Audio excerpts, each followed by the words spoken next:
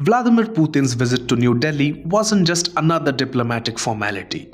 It was a signal to the world, a signal that India, in a deeply divided global landscape, continues to carve its own path with confidence and clarity.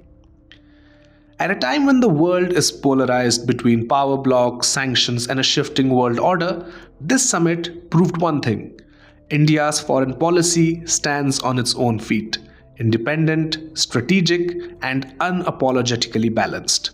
India did not just host a long-time partner, it reminded the world that alliances built on trust and history do not crumble under pressure.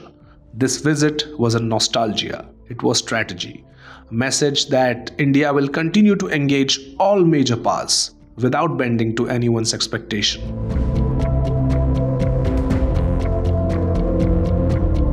The summit delivered more than just photo ops. India and Russia unveiled an expansive roadmap covering trade, defense logistics, energy cooperation, nuclear science, maritime ties, labor mobility, and much more.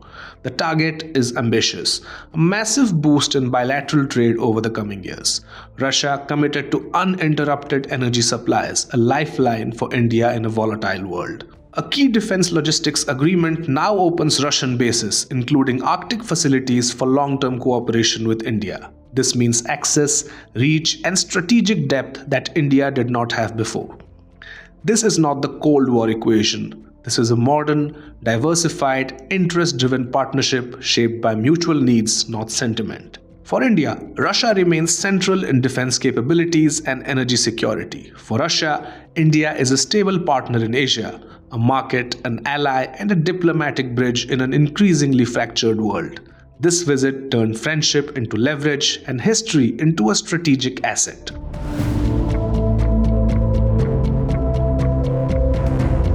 But this balancing act isn't risk-free. Deepening ties with Moscow come at a time when India is also strengthening relations with the US, Europe, and the Indo-Pacific countries.